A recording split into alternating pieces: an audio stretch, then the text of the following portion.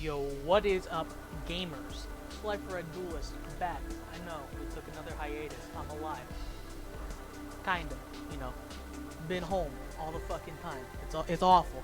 Anyways, today we got the new Tier 0 apparently. Level 9 dot deck number 2. This is the Virtual World deck.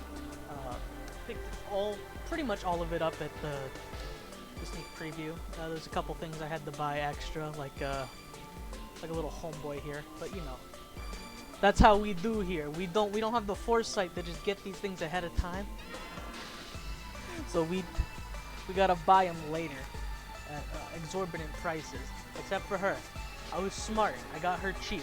If you didn't get her cheap, I'm so sorry. Anyways, let's get right on into it. 41 card main deck, I believe, with spicy tech. So you start off triple copies of the Virtual World Mahime Lulu.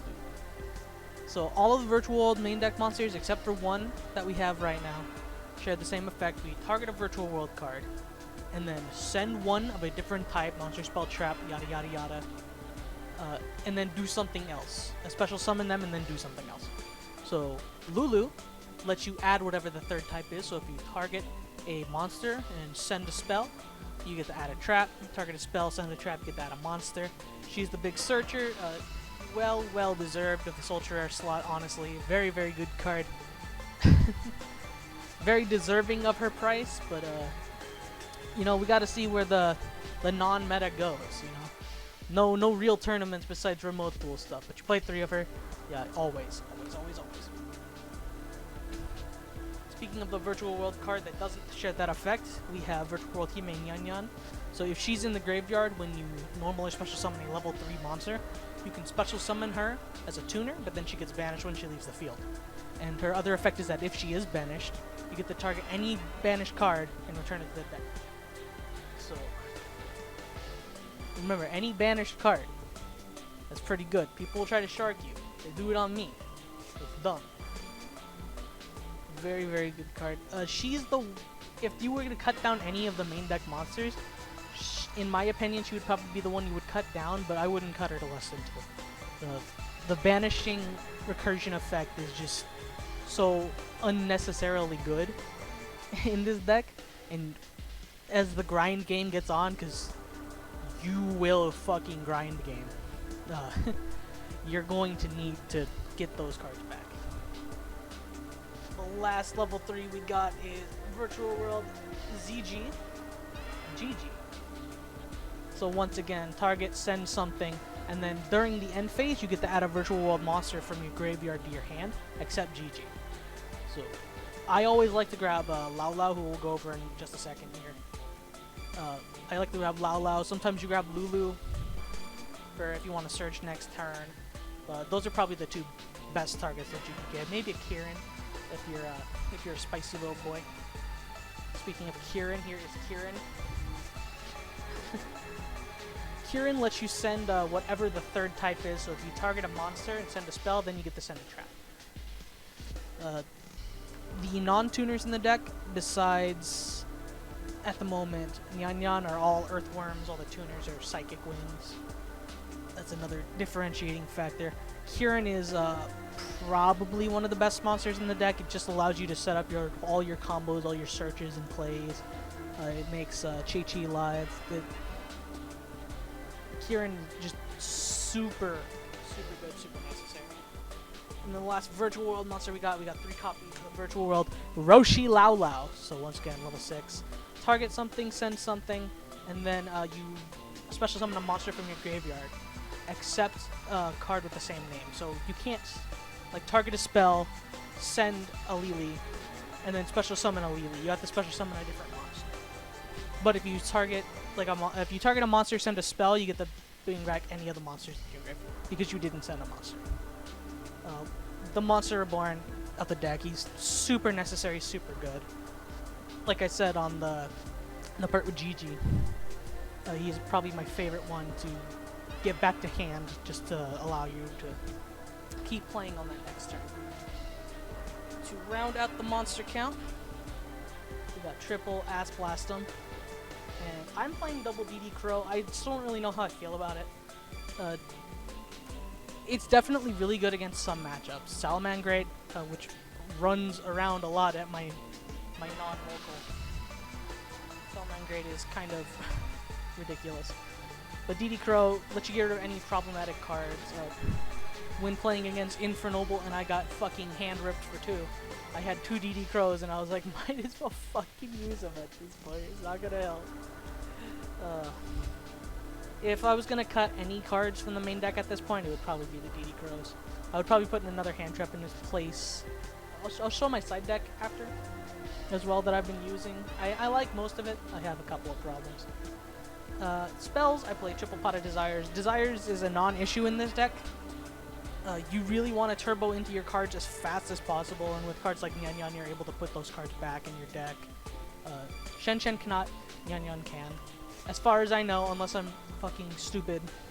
But Pot of Desires, Pot of Greed, really good. Speaking of Pot of Greed, got 2 copies of Triple Tactics Talent. I would probably pay 3 if I had 3.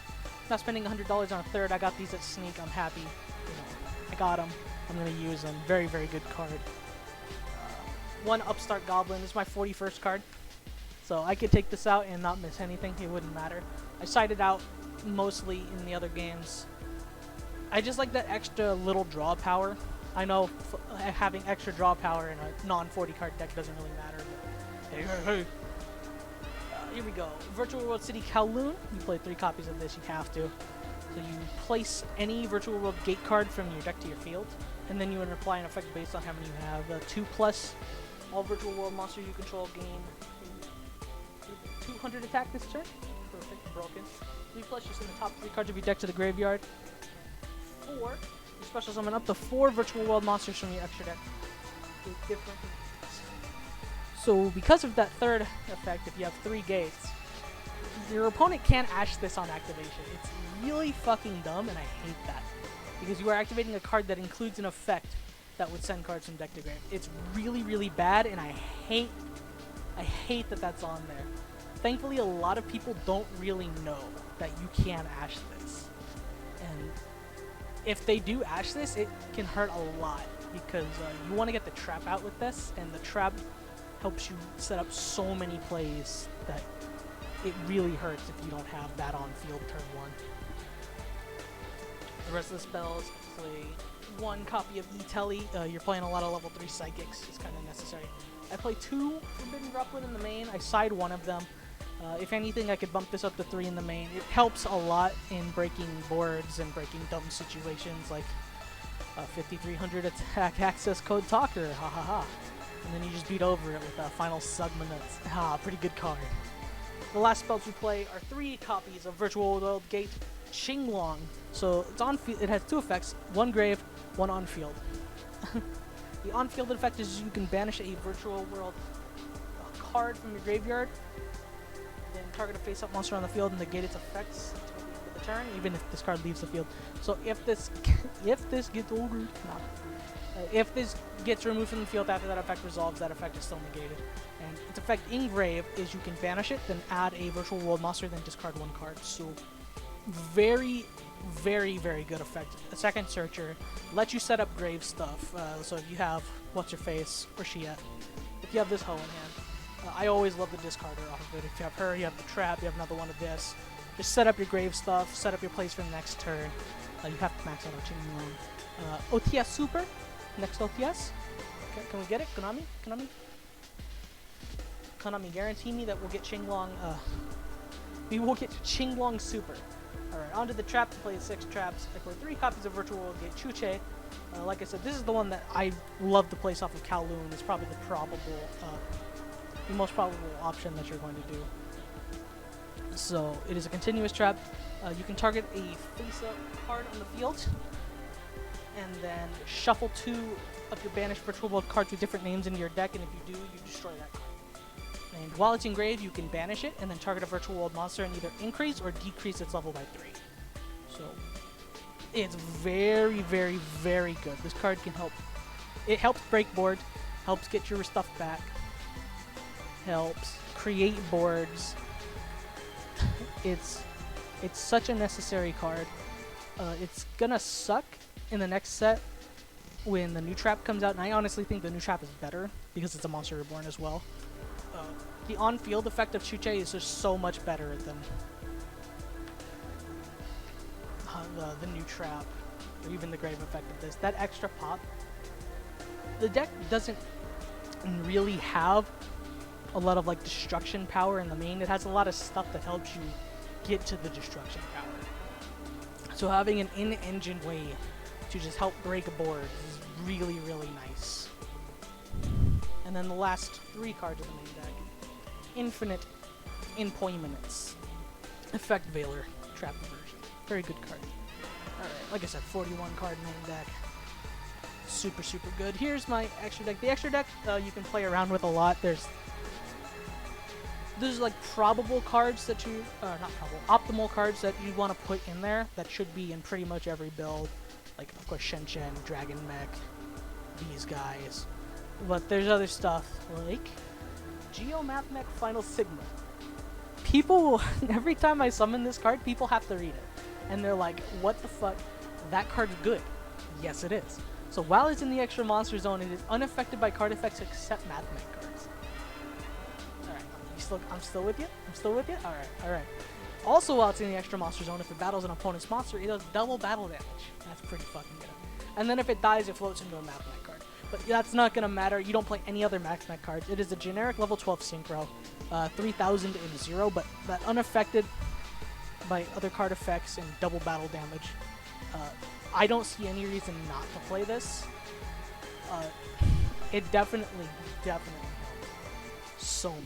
Especially if you brick or your opponent's just answering everything. If you can get 2 level 6s on board, one of them does tuner and one of them not, just synchro away. You have a big body answer. A lot of decks do struggle to get over a 3000 attack monster, honestly.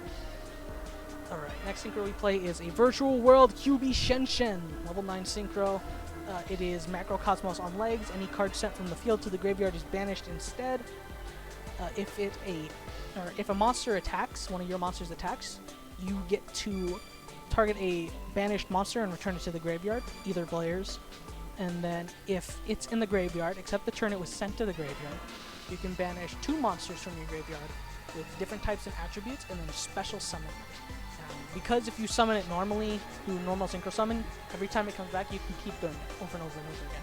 This is one of your big engine pieces. It helps fuel your banish, helps fuel the Chuche. Chen is just a very, very good card. It's got a good body, 28 on it, always comes back. You use it to make VFD. Very good card. Vermilion Dragon Neck, another level 9 synchro. You banish a tuner, pop a card. When it dies, you get a tuner back. Dragon Mech, very, very good card. Not necessary, but definitely a very good card. Ravenous Croco Dragon Archithus. So, has 3 effects, technically. I believe it gains 500 attack for each attack and defense for each card in your hand. When it is synchro summoned, you can draw 1 card for each non-tuner material used for its summon. Typically, it's only 1. Sometimes you'll get up to 2. That's rare. I've actually never had that happen. Just the extra 1 draw is very, very nice. And then Quake Effect, you can discard 2 cards and target a card on the field and destroy it. So, very, very good card. Helps just dig into your deck a little bit at the end of those combos. You play 1 copy of Cloud Castle, another level 9 synchro. When it is synchro summoned, you can target a level 9 monster in your graveyard and special summon. Very, very good. Very, very good card. And I believe it's level 8 or lower. Monsters cannot attack the turn they are normal or special summon. Yep. I forget that effect exists, honestly. I'm very big with it. Here is Towers, apparently. As many people that have trouble getting over Final Sigma, at least double that have trouble getting over Juju. So Juju cannot be destroyed by battle or card effects while you have 2 monsters of the same type and attribute in your graveyard. And you can banish 2 monsters with the same type and attribute to target a card on the field, and then send it to the grave. Juju is a card that would have won me a game if I had summoned it in defense and not played like an idiot. But because I was, day 1 with the deck, and I was still like, okay, here's what I'm gonna do. I don't know shit. I summoned it in attack and just started trying to do things, and then I used its effect, and then I didn't have anything in there and it died. But Juju in defense, apparently. Can't get over, it's hard. Broken. Last synchro we play is one copy of Coral Dragon. He is a level 6 tuner synchro monster. Similar effects to Croco Dragon, actually. You can discard a card and target a card on the field. Target a card your opponent controls and destroy it. If a synchro summon card is sent to the graveyard, you can draw one card. So if you summon it and then synchro it into something else, you got a free draw. It's really, really good. Alright, Exceed time. We play one copy of Divine Arsenal AA Zeus Sky Thunder, and if you're poor, like me, you don't have to play this card. It is not necessary at all. In fact, every time I've summoned it, I've never once used its effect, but people are scared of a 3,000 body that can send every card on the field to grave.